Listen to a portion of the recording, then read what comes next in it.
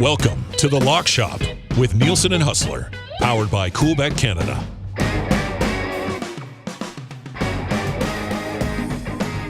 All right, 11:02 on a Monday inside The Lock Shop. Thank you very much for being here. Hustle be by momentarily. We'll get him locked in. We'll recap the weekend in the world of sports and sports betting. We'll take a look at the NHL slate for tonight. We'll obviously talk a little deadline day weekend as well, but you're riding with The Lock Shop right here and only here on Edmonton Sports Talk. You can listen to us, edmontonsportstalk.com. You can obviously watch on YouTube, and you can listen on TuneIn or on iHeart. That's added to the repertoire here just over the last couple of weeks. iHeart app is a very, very smooth experience. So if you've not yet checked that out, let's dive in there as well. I know over on TuneIn, we've got like over 2,000 likes. Let's start following and adding the iHeart channel for Edmonton Sports Talk as well. We would very much appreciate the support. And if you are watching on YouTube, give us a sub as well. Lots of different ways to consume everything. Of course, everything we do eventually is popped up as a podcast, usually shortly after the show. So if you want to just be the podcast viewer / listener as well, you can certainly do that one. Pat Gregor will join us a little bit later in the week. I'm sure we'll catch up with Jake at some point a little bit later in the week as well. And trade deadline, just around the corner. It's going to be pretty exciting to see how that sorts itself out. Pretty exciting to see the Cognizant Classic coming down to the wire as well. Let's bring in Huss. The man, the myth, the legend. He is here. Huss, what's going on, buddy? How are you? Man, that looked like you were wearing a Maple Leafs hat for a second. No. That okay, good. WST. Okay. Man, I panicked because you're smaller on the monitor straight ahead of me. I was like, wait a second. There's no way that's happening. My goodness. What a swerve that would be. What a swerve. I got to give you props right out of the gate. The strap is really, really Thanks, coming buddy. in. You know it. It's only day 4 of church, my man. With that, we've got a big, I'm not even going to say it. You could fit in around here, though, in some areas in Manitoba. I'll tell you see a few of those every now and then. What a weekend, huh? I mean, man, people are fired up around here about those 2 big wins in the Jets. So you were probably busy with the kids on Saturday afternoon, but I was. Maybe the best comeback that they've had in the 2.0 era. I mean, they were dead to rights. Yeah, the buzz was great about that one online, buddy. Oilers are playing Saturday afternoon as well, so we were kind of managing that situation, but just led right into it. What a comeback. 3-0. The thing was, they were playing quite well. I mean, it wasn't like they just didn't show up for the game or anything like that, but a few things happened. Carolina's a really good team, but holy smokes, did they put the boots to them, outscoring them 5-0 in the third period to come from down 3-0. Would have loved to have seen what the live bet was on that over at Coolbet. And you know what? I've got to give a shout out to a WST regular, Rob Kane. I was down at the local watching the game last night. Buffalo up 2-1 after 2. And he comes by. He shows me the Coolbet app. He's got Coolbet up on his thing, and he was just asking me a couple questions about whether he can pick the team to win and a goal score live. Yeah. I said, no, I think you just got to bet the team. He's like, all right, we're putting it all on the Jets. And he threw 100 down on the Jets to win live bet at plus 164. And I'm sitting there going, well, I should sort of ride with him on this. So I did too. And boom, came back 3 goals in the third period. So it was nice. And last night overall, hit a couple beauty Brier bets. I'm starting to really work the rock lines right now, Dusty. Even on the teams that are heavily favored, you pick them, you pick their opponents, plus 2.5 or plus 3.5, because the quality of the fields are that, very rarely do you see teams winning by 6 and 7 points. So anyways, we'll take a look at the afternoon draws a little bit later on once we get through everything. But that's what happened here with the Jets and made some people some money and some very happy. And I guess the Oilers, I didn't see much of the game on Saturday afternoon, But last night was, I mean, Pittsburgh is in, they're in a dark place going into Friday's deadline. It'll be interesting to see. We can talk about the Penguins here a little bit. The Saturday game was different. I mean, last night they were by far the better team on the ice. The game against Seattle, actually, Stuart Skinner was brilliant. I don't know if this can come across as a hot take in the city, but Seattle very well could have and maybe should have won that game. Stuart Skinner was the best player on the ice for sure. Pickard gets the net back again yesterday against the Pittsburgh team that, outside of Sidney Crosby and Evgeny Malkin up front, they're not really rolling a lot on that forward group. I know they're missing Russ and they're missing Gensel. Those are two huge pieces right now. But Huss, if you're the Pittsburgh Penguins right now, if you're Kyle Dubas, I mean, you kind of came in there and looked like you were going to try to give Malkin and Crosby that one last hurrah by bringing in Erik Karlsson, and this is all just very much backfired, and I don't know what direction you're supposed to take that team in right now. I'll be honest, it's sort of depressing from the outside looking in, and I mean, I'm not a Pittsburgh guy, but obviously I love Sid. I mean, I know how the incredible careers those guys have had, and,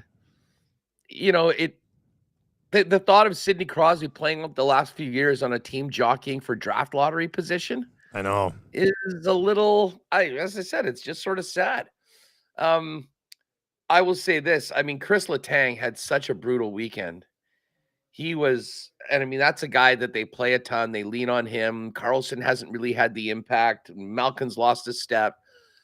But Crosby is still playing at an elite level. And they just have nothing else around him, really. And, you mentioned with Rust out and with Gensel out, that's a big part of their attack. I mean, Jansen Harkins is playing a regular shift right now for them. He was a waiver pickup from Winnipeg. Ricard Raquel's up there playing with Crosby. I mean, they just don't have the horses. And from Dubas's perspective, that they'd like to get, like, they've already traded away their first round pick this year, I believe, in the Karlsson trade. I mean, with the exception of Gensel, I'm not sure what else they have to deal that would garner significant draft capital coming back. But I think we can pretty much stick a fork in them. I mean, while we're talking about this conversation in general, so we've just finished the first weekend in March, and I'm looking at the wild card races in both East and Western conferences. I think they're almost done. Yep. And this, again, goes back to the false parity that we get from these standings. But this is when you need to have 3-point games. Whatever earlier on in the season. Right now, if you were playing 3-point games, imagine a head-to-head game between Nashville and Calgary that's tied with 5 minutes left. Normally, these teams are more than happy to each get their point and then go and see if they can get the extra one in overtime. A head-to-head win would be 3 up on the team that you're chasing. It significantly changes the way the game is played, and I think especially late in the third period. There's an entertainment benefit to the National Hockey League to put this in. And again, this has been the hill that I will die on. I've been talking about this for 15 years. But right now, I think this is going to be the most anticlimactic playoff race in a long time, in that I can't see Detroit or Tampa being caught by any of the Islanders, Capitals, or Devils. I think Philly's pretty much safe. I don't think they're getting caught by anyone else in their division. And with what the Preds have done, winning 8 in a row, and the Kings getting their act together, I mean, they've both got 6 points, or 7 points, I should say, on Calgary and St. Louis. And Calgary's actually been playing very well. It's kind of weird. They're trading all their guys, and they're going on this heater. They won 5 in a row. I know, they're 5 in a row as they continue to trade pieces away, which is crazy. But you're right. I mean, nobody's Nashville has won 8 in a row. Kings have won 7 of their last 10. So they've both given themselves this little bit of a cushion. In fact, the Kings are only a point back of the Golden Knights with a game in hand there as well. And then you've got the Oilers 9 points back of Vancouver with 4 games in hand. And over on the other side, you got the Jets tied with the Stars right now, but Winnipeg's got 3 games in hand. And then you've got Colorado 7 points up on the Nashville Predators. So, the West is, I think the West is definitely sort of sealed up. I mean, unless Nashville kind of falls apart a little bit. The other side is interesting. No, it's not really. I was going to try to say the Islanders have 3 games on the Lightning, but are they going to win them all? Like, is that a thing that's going to happen? Or does anybody actually believe the Islanders are going to track down the Tampa Bay Lightning? And I will say this, when I came over and said it could get interesting is because I was going to say, does Philly fall apart a little bit at some point? But they haven't. They've burnt us 1,000 times in the lock shop already this year. Yeah. And, they've lost some pieces and they continue to still sort of push on through. So I think it would be unfair to the Philadelphia Flyers right now for us to say that, they're going to be the one that's definitely going to fall out. So, yeah, I mean, it's going to be kind of weird. Now, with that being said, deadline week, there should be a ton of sellers and there should be a ton of buyers. Really. I mean, there's like, who's going to be on the medium ground right now? Really? I mean, you know what? You're right. It's quite, like, I don't think the Islanders are going to be making another big push like they did last year, like being out of the playoffs and acquiring Bo Horvat. I mean, there, I guess, could be some hockey trades made for, like, with the thought of next season in mind. But man, I mean, you just look at that. I mean, the Islanders have just been whatever lately. I guess they've won 3 in a row, but before that, they didn't really get that big new coach bump from Roy. We talked about Pittsburgh and their miserable weekend, and it might have even been worse for the Devils and the Caps. I mean, the Caps lose at home to the Coyotes. Yeah, that hurts. I mean, you can't leave those points on the table when you're in their situation. And the Devils lost on Friday night to the Ducks, and then followed it up yesterday by getting just absolutely trashed by the Kings. So listen, I think we've got our 16 teams right now. It'd be interesting. Maybe we'll see if a cool bet line will any team will New York, any one of New York, Washington, Jersey, Pittsburgh, Calgary, St. Louis, Minnesota, Seattle make the playoffs. Basically, any team outside right now going in. I'd love to know what that line is. Well, as Duck Dad says, I might not believe the Islanders will catch the Bolts, but you give me some odds on it, and I might put some money on it. So, yeah, that gets people talking right there as well. I mean, I feel like we're wasting our time. Like Eric says, I started to really like the idea of 3-point games. This is the thing. There are 3-point games in the National Hockey League. It happens all the time. Team gets 2 points, another team gets 1. But then there's all these other games that are completely on a different points value system, which, I mean, it doesn't make any sense. But I've been kind of banging my head on this drum for a long time. Nothing's ever going to come of it. Gary Bettman would never allow the National Hockey League to go to a full 3-point system. Yeah, I mean, the theory behind it, and I think is almost a perceived, like, it makes people think that they're still in it when they're not. Oh, they're only 8 points out. That's only 4 wins. Well, it's not that easy. I mean, and again, putting in the 3-point games, it would make teams look like they're farther back of a playoff spot, but the ability to make up those points and make up ground on your opponents is far greater when you're giving out 3 points for every game. And if you win in regulation, you get 3. I don't know. They talked about it for a couple times and then quickly shot it down. Is there another professional sports league where some of the games are worth more than the others? Like, it's just it's not the case. Like, yeah, of course not. It's pretty bad. I mean, it's pretty bad. And you know what? Like, I think I got to give a shout out to the women, the PWHL. Oh, yes. They've done all sorts of cool things. They've established their playoffs. Like, I don't necessarily love you pick the team that you play, but I guess I'm here for it. I like it. I like the idea.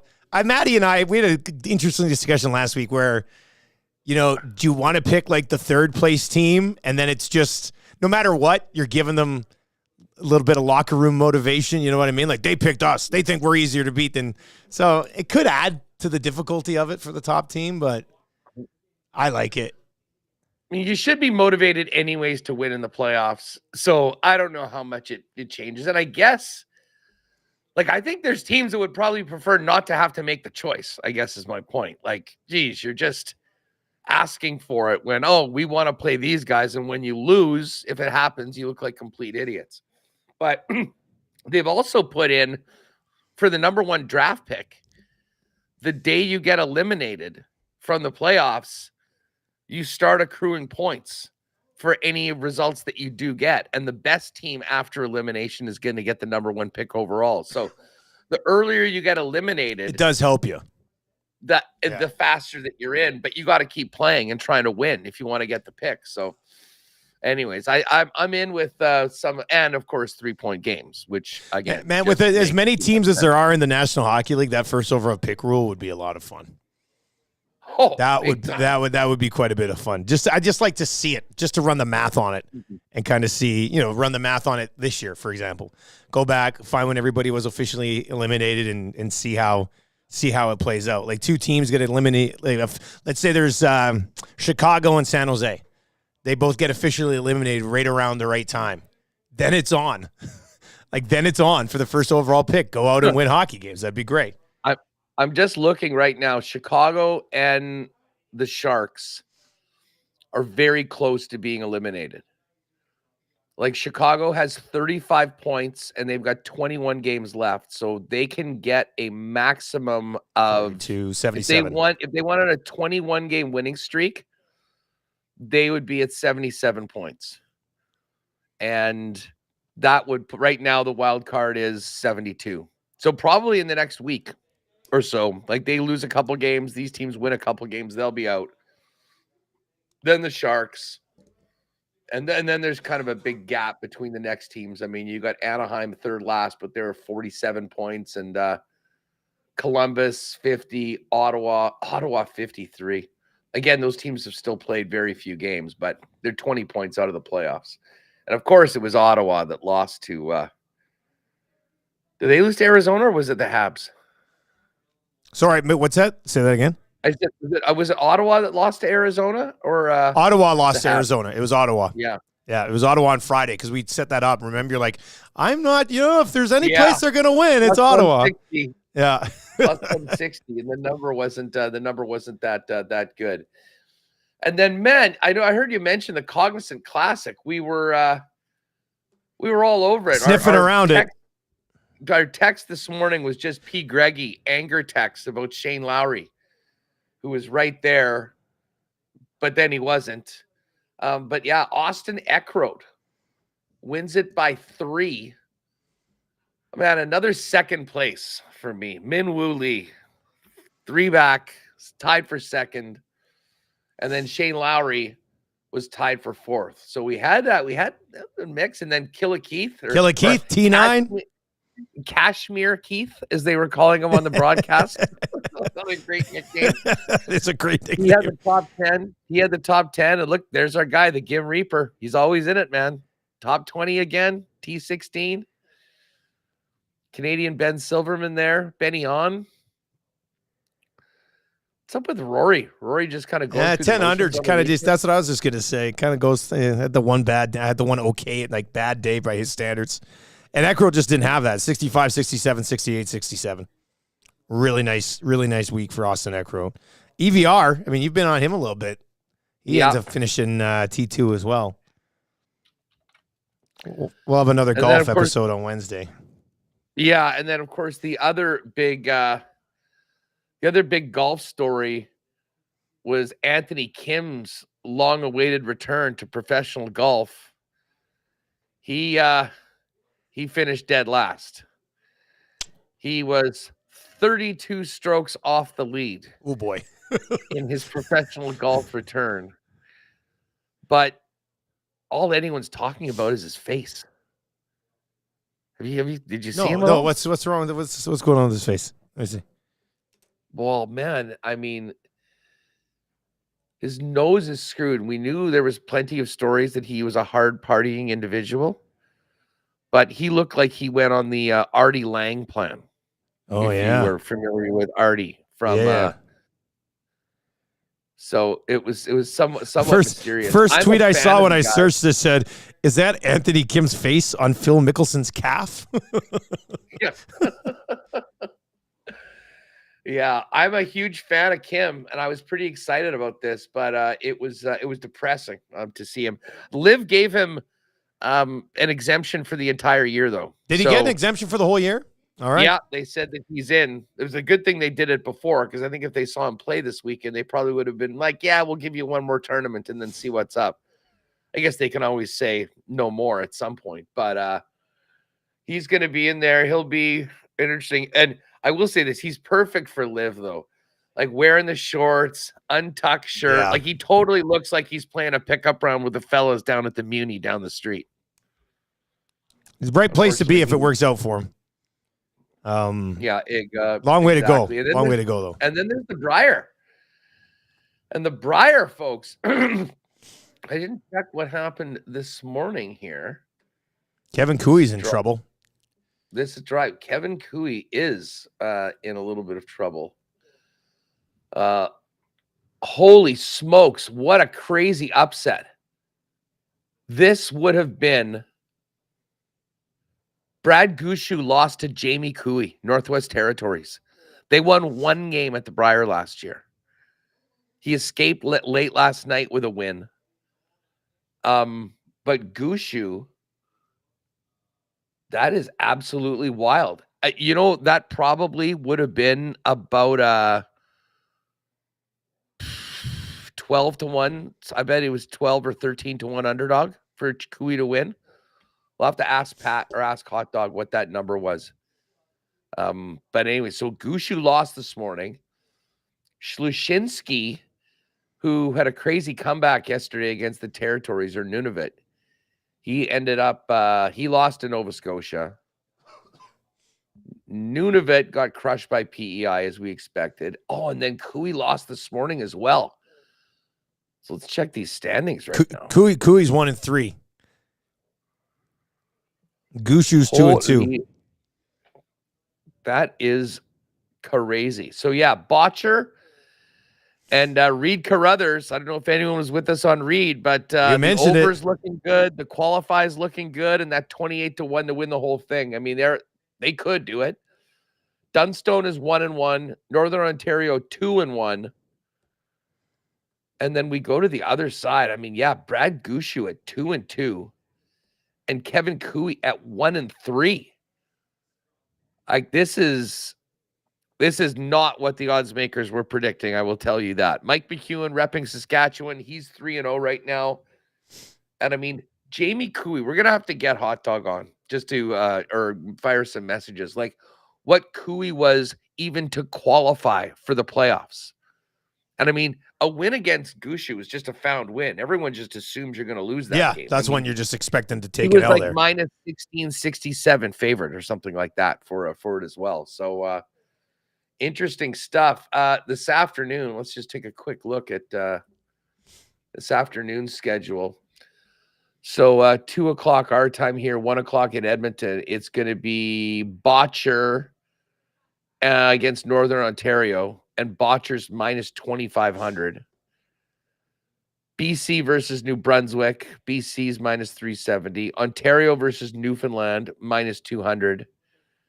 And Matty Dunstone, minus 2,500. So, yeah, the odds are big. That's why you go to things like the puck line or the rock line, if you will. I don't mind maybe Newfoundland plus 4.5. Even Yukon plus 4.5 against Dunstone. It's tough to beat teams by 5 at this level. Yeah. Guys are going to get their 1. They're going to get their 2s and kick it around. But, and then tonight, oh my God, tonight this is almost a loser leaves town match between Cooey and Gushue. I love the wrestling reference. I just love it. But you're right. I mean, at this stage, with you sitting there, well, as of right now, 2-2 and 1-3. I mean, if Cooey loses this one, that's it. That's it. 1-4. I don't think there's any chance you can. You're not coming back 1-4. from 1-4, right? I guess I should say, I mean, we did have that crazy situation in the Scotties where everything happened in the last draw, and there was a 5-way tie at 4-4 for the third spot, and Caitlin Laws got it on the account of the draw to the button. But there was like 16 different things that could happen, and there was only one way for it to come out, and it did. But basically, the bottom line is Kui's got to win this game. And if he wins this game, both Kui and Gushu are going to be 2-3 and could potentially miss the playoffs. Both of them. Can you imagine getting into the next round at the Brier with no Gushu and no Kui? That's a stunner. Dude. That's a stunner. Like one of them is alone a stunner. But for both of them to somehow miss, oh my goodness. Here, you know what, Hot Dog, they do have updated numbers right now on the tournament. So to win the whole thing, futures right now, Botcher is even money, plus 100. Carruthers, who some of us lock shoppers got on at 28-1, is now the number 2 team at plus 440. Saskatchewan's plus 460. Gushu, even with his 2 losses, is plus 465. Dunstone is plus 500. And then Schlesinski 25-1 and Kui 60-1. So yeah, that loss this morning basically tells you, I mean, the only way he can make it is to run the table. And even if he runs the table, he'll be going in the 3rd position, which still means you got to win another 4 games in a row, I guess, in the playoffs to make it happen. We'll continue to keep you updated on the Brier as we work our way through the week here. On the Lock Shop, Huss from Winnipeg Sports Talk. We are here at Edmonton Sports Talk as well. It's going to be a big week as we work our way towards the trade deadline on both of our respective programs in our cities. And National Hockey League, not a bad little Monday slate, actually, compared to sometimes what we see on Mondays and Wednesdays. So we can certainly get into that. I mean, from a deadline perspective, I know you're going to have expanded coverage on Friday, so we're going to expand our Oil Stream coverage on Friday as well. We'll still pass along some picks, obviously, for you, but with trade deadline coverage, there'll be no Lock Shop on Friday. Huss, what are you expecting in Winnipeg? What's they've already, like, the Oilers have added Corey Perry. They're still expecting to do more for sure. You guys have already added Monahan. Got to be expecting to do more as well?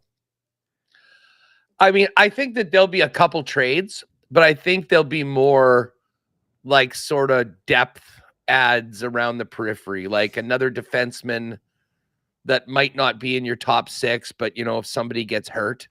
I always, we have the memorable 6th rounder for Jordy Ben trade. That's sort of what I'm thinking. A guy that a team just like, hey, I guess we can get something for this guy, and he can come in and be a depth piece. Like, they already traded their 1st rounder. I don't think they want to trade their 1st rounder next year. They do have Montreal's 2nd round pick. You could move that. That's decent value. Another piece of that Dubois trade. Yeah. So I guess that could be something that they put out there. But I know that they don't want to trade. I mean, Rutger McGroarty's untouchable. Elias Salmonsson untouchable in Sweden. I would think that they want to keep Brad Lambert, who's had a real nice first season in the American Hockey League with the Manitoba Moose. He's got a nice future for the Jets going forward. So they really like their prospects. So, I mean, I guess maybe a middle tier prospect or below, they might be able to run off it. But I'm just not sure there's enough at hand that they're willing to give up to get a more impact player, sort of a middle 6 forward or a guy that can play in your top 4. So I wouldn't be surprised if there's a couple deals, but they're just not earth-shattering ones. What's the latest on the Oil right now? The expectations are high. Yeah, expectations are high. I mean, I think that now they are out on the goaltending. I know there's been people that have been calling for a goaltender coming in here. It's already been made clear on all the shows in this town that Stuart Skinner and Calvin Pickard will be the 2 goalies heading into the postseason. And then you can look at it a couple different ways. They need to add some sort of defenseman. They have Broberg in the American Hockey League. They've been running 6 D-men and only 6 D-men. The entire blue line has only missed 3 games due to man injury. The entire 3-man games due to injury the entire season. So their blue line has been insanely healthy, and thankfully it has, because they have very little depth on the blue line. I was just about to say, like, who are their 7 and 8 guys on the depth chart? Like, if Nurse goes out and Cece are out, like, who's in? It would be Philip Broberg. And then likely a guy named Ben Gleason that you've never heard of. So they need to add a defenseman. Yeah. And now it's just a matter of what you're going to spend. Like, you have to bring in a veteran defenseman, whether it be a guy who can bump Desharnais down out of the lineup or he's just your number 7. So if somebody gets hurt, a lot of people here would like to see an upgrade on Cody Ceci in the top 6, which I think is somewhat feasible. They might be able to pull something like that off, but defensemen are just so difficult to get. And then up front, there's still a lot of talk about adding that 6th and final piece to the top 6. We know they've got 5 great top 6 forwards, but can they find the 6th one? But at the same time, they also need a little bit of an upgrade in the bottom 6 too. So in a perfect world, to make Oilers fans very happy, it would be top 6 forward, 4th line forward, some type of defenseman. I think if they can settle for 2 of those, it'd probably be a pretty successful deadline. But Ken Holland cannot come out of this deadline with a 7th defenseman and that's it. There has to be more this time around. So we'll see how it plays out. But people are very, very much looking forward to a dead and the team's playing better again, right? They went through that slump post All-Star. Now they've won 4 in a row. Yeah. They're heading out. They're going to be on a 4-game road trip up to and then right through the deadline as well. So we'll see how that road trip plays out. But I would expect the Oilers, at least from an effort perspective, they have to be trying to be one of the busier teams for sure. The one thing about the Oil, and I don't know if you caught any of 32 Thoughts today, but Elliott seemed to infer that the Oilers actually had offered their first rounder for Tanev. Yeah. Well, Pierre LeBrun had speculated that very heavily last week, too. Okay, that's something we talked about Thursday, Friday here. That it was basically Pierre said last week after the Tanev said there were 2 teams that had offered a roster player and a first-round pick for Tanev, and speculated the Oilers to be one of them, a first and Cody Ceci for Tanev. So, then they didn't want to take Ceci. No, and then Gazzola was talking on the Oil Stream on Friday that a very similar type of deal could possibly be in play for Sean Walker, and that depends on how you view Walker out of Philadelphia or what Philadelphia is going to do prior to the deadline. But, they're going to try to be aggressive for sure. So it just goes back to the Oilers cap situation. They can't add a guy without having that other team take another guy off of the roster. Yeah, well, that would depend on the cap. Like they could add a guy on Friday. They could add a guy of up to $2 million in salary. Yeah, without having to send money out. But if you're going to go and get a $5.8 million like Buchnevich or something, then there has to be like full retention, 50%, or Fogle has to go. You know what I mean? Like that type of thing. So yeah, well, and that basically I think came down to the thing with Calgary. They were going to get a better pick. I know Calgary did like that defenseman that they got from Dallas, the prospect, but I think you would rather have the first round pick.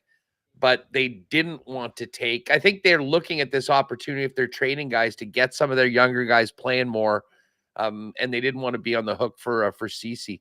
How many more years does Ceci have on his deal? This one and one more. Okay. Yeah.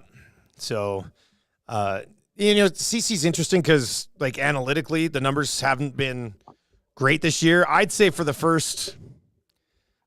the first 40 games of the season, it wasn't like we were coming in the morning and, like, being like, my God, see what Ceci did last night. Like, even during the early stretch of the season, he was kind of flying under the radar a little bit. So, in a perfect world, if you could bring in a Ceci upgrade and keep Ceci and Desharnais as your 6 and 7, that'd be great. Like, that's a veteran blue line.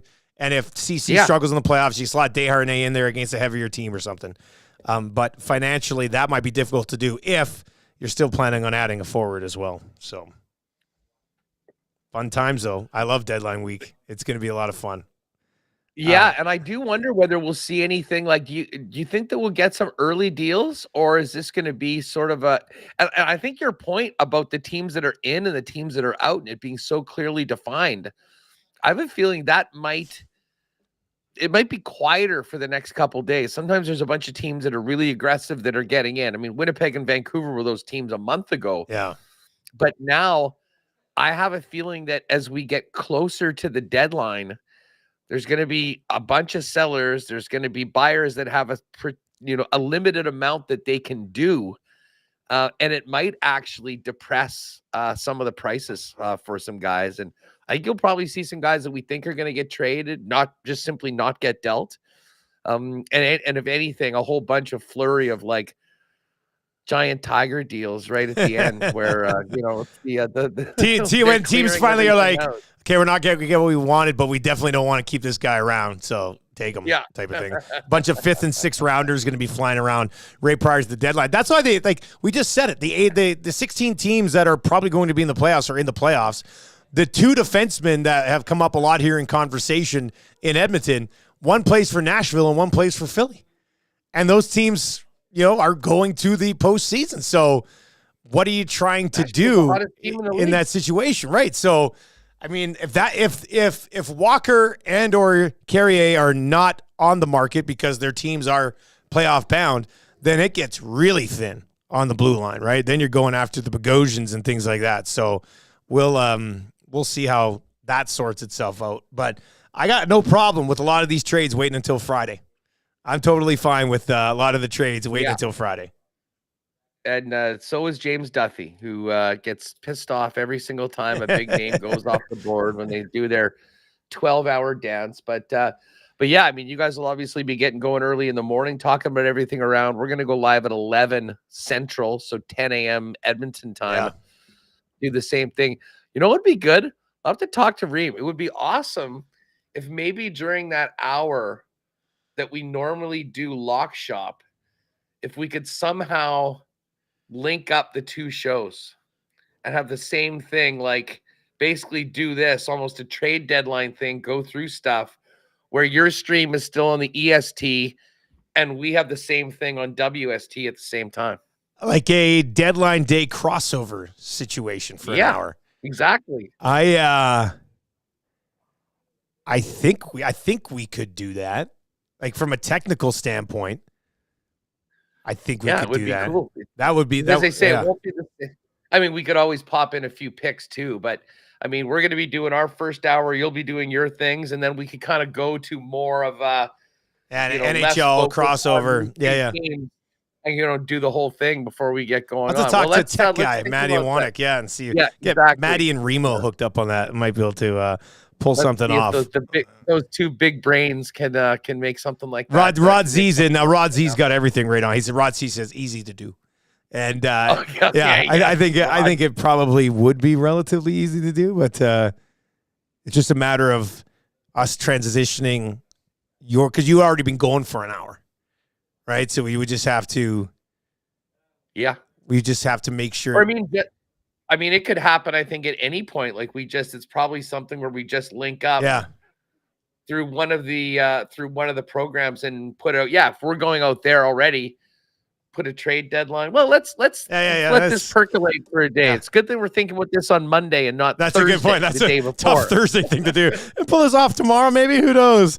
All right, NHL tonight. Let me whip through some starting goalies here for us, and we'll take a look at this board here. 6 games on tap on a Monday night in the National Hockey League. Tarasov will start for the Columbus Blue Jackets tonight. That's confirmed. Aiden Hill likely at this point for the Golden Knights. Is Eichel returning tonight for the Golden Knights? Thought I saw they said he might be a game time decision. Maybe that was. I will check that. While you do. Samsonov unconfirmed for the Leafs. Boston Bruins, who are playing in Toronto tonight, then returning home to face the Edmonton Oilers tomorrow. Swayman is likely for the Bruins tonight, which would mean that let's see Allmark against the Oilers tomorrow. Samuel Ersson in net for the Philadelphia Flyers. That's confirmed tonight. Binnington listed as likely for the St. Louis Blues. New York Rangers, likely Shesterkin. The Panthers with a likely on Bobrovsky right now as well. Justus Anunen will get the start for the Colorado Avalanche. Kind of a pity start as they take on the Chicago Blackhawks. I'm pretty sure the puck line, when I was looking at it earlier this morning, is set at 2.5 in that game, Colorado against Chicago. And then the late game tonight, Calgary Flames do have Markstrom confirmed to start. Seattle Kraken Grubauer listed as an unconfirmed starter at this point for Seattle. Find anything on Eichel? Bruce Cassidy expects him to return to the lineup tonight. So he could be. Now, sometimes I worry about jumping on him. I did see, I don't know, some touts say that would be that's good news for Shea Theodore. They're picking him. I think he's even money on an assist for tonight's game. They got to win this game though. But they have really been struggling as of late. I mean, when you think about where they were, and where they are right now, I mean, they're dangerously close to being in a wild card spot. Although for Vegas, I'm not sure that they really care that much. They're mostly, and that's a team we'll be paying close attention to come deadline. This loss of Mark Stone, and I know they haven't confirmed what it is. I did see somebody saying they thought it was a lacerated spleen, which is like 3 to 6 months being out. So I would suspect that they will be quite aggressive, especially if they've got a little bit of room to work with their cap. But yeah, I mean, Vegas right now is just you said at 1 point up on the Kings, and the Kings have a game in hand on them. So they got to get winning. And Vancouver. By the way, we didn't even talk about the Peterson extension as well. Oh yeah, we haven't got into that. That happened over the weekend. Man, I didn't even get into that on our show this morning too. We'll do that tomorrow. 8 years, 11.6. That's big for them. I think that was sort of a big albatross around the team. Knowing that he might be gone, and apparently they had a credible, legit offer from the Carolina Hurricanes for Elias. Yeah, that came out in the few days leading up. Marty Natchez and some stuff. I think they told me, said, listen, we can't get into this Matthew Tkachuk situation like we did last year. The talk in Winnipeg quickly before we get to these games is about Nikolai Ehlers. Like, for whatever reason, every time he's on the top line, they outscore, outchance everything their opposition, but it just doesn't last. And Bones, and not unlike Paul Maurice in the past, put Ehlers down. I mean, like, by every measure, he's the most effective player.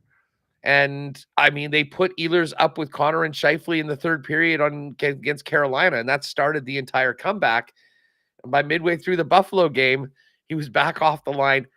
Nemetsnikov came up. Nemetsnikov did have a monster game yesterday. But it is, and now because Ehlers just has one more year on his deal, in the midst of the team being in first place and battling for first, there's now the doom and gloom that because they never play him on the top line and he's not on the top power play, that Nikolai Ehlers is like, why would he re-sign here? And it's not anything to do with Winnipeg. It's to do with the fact that he's not really utilized the way he probably would be on a lot of other teams in the league. So that's going to be a topic over the next few days for sure here in the Peg, despite the fact that they had 2 crazy comeback wins on the weekend. We kind of hit on Vegas here a little bit and how important this one is to them. Anything else jumping off this page? This Panthers-Rangers game should be a doozy tonight. Yeah, I wonder if Rempe's going to need to drop the gloves again. Guy basically just takes on the toughest. He's got to be done now, right? He's done now, right? Yeah, once you fight Reeves, you fought them all, right? Is that what happens? Yeah, well, I'll say this, though. This is a game of teams that could very well meet in the playoffs at some point. Send a message. And the Panthers are trying to think of who the toughest guy on the Panthers is, actually. Like, who would they have to go? Like, that the entire team is full of piss and vinegar. Yeah, but who's the guy that would step up and tilt there, right? Yeah, who wants a shot at the belt, I guess is the question.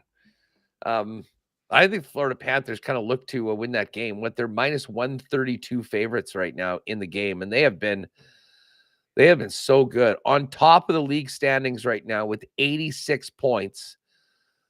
It is wild, man. There's 6 teams within 3 points for the President's Trophy right now. And the Jets have a game in hand in all of those teams. I mean, if they were able to win that, they get to within 1. But the Panthers right now are the class of the league. I believe they're the only team with a better winning percentage than Winnipeg right now. Dallas, Boston, Rangers, Canucks, Florida. So, I mean, you've got 2 of the top 3 teams by points in the league going at it tonight.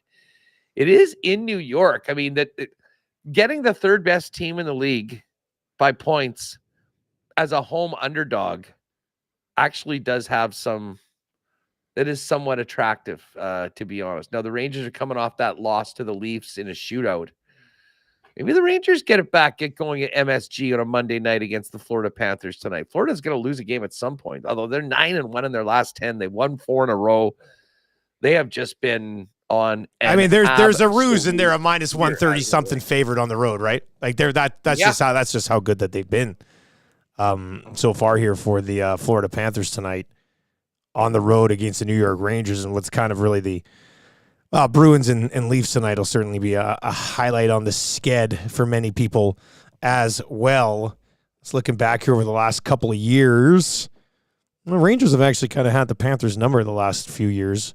Rangers have dropped 2 of their last 3. Prior to that, the Rangers had won 7 in a row as well. We got a couple straight up juggernauts going at it tonight. Man, that's a tough call on that one. I'm thinking about throwing down on the Rangers at plus 112, the Bruins at plus 106, and then, I mean, Calgary just keeps on winning right now. They're screwing up. I definitely like the Calgary play tonight. So we throw them on. A lot of the favorites, the favorites are just kind of going 50-50 right now. I mean, there's been a ton of upsets right now. I'm just trying to think of their last game. Rangers played pretty well. They lose in a shootout. They come back. They'll be ready to go for this one tonight against the Panthers. And the Bruins versus Leafs. I mean, I don't know. Do you got a feeling on that one? Boston just seems to go to overtime every night. I know. I don't have a good feeling about Boston right now, and Toronto's won 9 of 10. Like Boston, I don't know what to make of the Boston Bruins right now. I think I'd be a little bit nervous throwing them into a parlay. What I did on that one this morning was I just took the over. I just took the over in that game earlier today. I think I like that a little bit more than the Bruins pulling off an upset, unless you just view this as typical Boston-Toronto scenario, of which head-to-head the Bruins have won 5 in a row. But with Boston having just 3 wins in their last 10, and Toronto Toronto in their last, let's just take a look here. In their last 10 games, they scored 4 against St. Louis, 4 against Philly, 9 against the Ducks, 4 against the Blues, 6 against the Coyotes, 7 against Vegas, 4 against Colorado, lost 6-2 to Vegas, and put up 4 more against Arizona and 4 more in a shootout against the New York Rangers. So, the Leafs have been crushing that team total of 3.5 in quite some time. Bruins goaltending has kind of fallen off a little bit, and at the other end, I have to think Boston can probably find a way to put a few pucks on the Toronto Maple Leafs. So I think I like maybe the total in that game a little bit more than the Boston Bruins, but. Well, and Rod Z's got an interesting one. The Flyers are 7-0 in their last 7 against the Central. And the Blues have they're now in that situation where they're completely desperate, but maybe realizing they're probably done. If we wanted to go Vegas, Calgary, Philly, it's plus 361.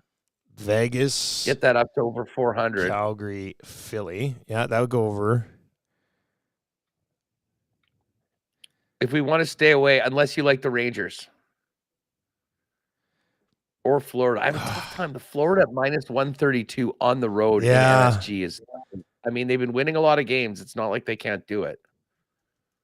I think I'd rather go Philly, to be honest with you. All right, because this one, we'll get it over 4-1. Yeah, that'll get bumped up. That'll get bumped up. That'll be boosted up for sure. No exclusives right now posted over on the exclusives page. I know some people were asking. I don't know if Jake or Pat or anybody's in the nasty chat. But yeah, no exclusives over at CoolBet just yet. But yeah, Calgary, Vegas, Philly. Yeah, that's what we're looking at. It's plus 361, so we'll probably get it about plus 410 or so. Maybe plus 420 even. You never know. We'll see whether they can jack that up. But we'll send it over to the fellas. I'll do it right now, actually, if they're not watching. I'll be 26, and the Nasty says, Dusty, we missed you on the EST parlays this weekend. So that the DGen Den made some. I love it. The Discord chat continues to just get cranked up. That's terrific. Keep it rolling. Here's the issue I have with Discord right now. I'll just quickly pass this along as you get that sent. Like on Discord, I know I have the app somewhere on my phone, but I can't find it anywhere. So anytime I want to go back on Discord, I have to go back into the App Store, search it, and then it doesn't tell me to download it. It just says click open, but I can't find where the bloody app is on my actual phone. I think you have to hold it and then see if it says set on home screen or lock screen or something like that. And I think like as in the open spot. See that? So that takes me to Discord. But yeah, I don't know where it is in the on my actual phone. It's annoying. If anybody's got any iPhone tips, feel free to slide in there. Huss, what's coming up Winnipeg Sports Talk today, buddy? Well, I mean, we're going to be all over this crazy weekend for the Jets, and a look ahead to the trade deadline. Jamie Thomas is going to jump on. We'll have Jeff Hamilton from the Free Press. We'll kind of break down both of the games on the weekend, hear from Rick Bowness, some of the players, and then kind of do a little bit more on tonight's slate of games in the Cool Bet lines a little later on, and pay attention to what's going on at the Brier, too. Nice start for the Manitoba rink. So all that coming up on WST, and as I say, we'll see what we can do for Friday. Maybe we've got a groundbreaking connection between the two shows for the hour that we normally do the Lock Shop, or at least part of it. Like nothing you've ever seen before. Coming soon to Edmonton Sports Talk and Winnipeg Sports Talk. Huss, you have a good show today, buddy, and we'll catch up tomorrow, man. Right on. Shout out to the fellas in the chat. Good luck tonight, guys. There you go. That's Huss, Winnipeg Sports Talk, coming up here in about 8 minutes over on the WST YouTube channel. And so what I did was, you know what? This sounds really sad for a guy who's on his phone 5-6 hours a day, but I didn't know you could search on there. So I searched Discord, found it, then added it to the home app, to my home screen. And now it's there. So that should make things, the DGen Den, here it is in Cool Bet. Oh, yeah, look at all these posts. You guys are the best. We got MLB future bets in there. I love it. There's a real nice chat going on over there. You haven't checked it out yet. We'll try to post the Discord link on a rather regular basis. But it looks like a pretty good time over there on the Discord. There's people posting in the middle of the afternoon yesterday. What is this? This is a What Say You sticker. What is that? Surveyor Brett, what's going on there? All right, I got to spend more time on this Discord. It's official. I got to get into that because it's getting pretty busy over there. As I said, we kind of dove into the NHL, NBA tonight. Clippers and Bucks. Kind of a big one. The Bucks are 5-point favorites at home at -109 there. OKC Thunder, SGA, the Canadian, in the spotlight down in LA tonight. The Thunder -119 favorites on the road. Lakers 1-point dogs. Basically a pick 'em tonight. Flip a coin on that Thunder Lakers game tonight. Lakers had it against the Nuggets until they didn't. Looked pretty good in that game, and then they let it slip away in the end. SGA, 31.5 points is where the number is at on that one. I think I probably like him to go over that number tonight. D'Angelo Russell's number's at 18. That seems a little bit high. LeBron's sitting at 23.5, but it's only -159 on the over. Where's AD at? Rebounds 13.5. Where's Anthony Davis point total? 25.5. That's a game we're very much looking forward to watching tonight. I don't know what the play would be here. Rui Hachimura has been pretty good lately. What's his? Does Rui have a point total? Over 13. I don't mind that. I think I might like Rui over 13 at +100 tonight, as it kind of got him in that starting 5 right now, and it's been going relatively well so far for Rui Hachimura as their head coach Darvin Ham finally figures out how to use this lineup. How ridiculous is that guy, eh? All right, that's going to do it for the Lock Shop today. We'll be back tomorrow. Obviously, continue to work our way towards the trade deadline. And a busy slate in the NHL tomorrow. Edmonton Oilers back in action against the Boston Bruins. Bruins and Leafs tonight. Good luck if you decide to roll with the over on that one. Thank you very much for joining us on the Lock Shop today. Good luck tonight. We'll talk to you tomorrow. The Oil Stream with myself and Tom Gazzola coming up next right here on Edmonton Sports Talk.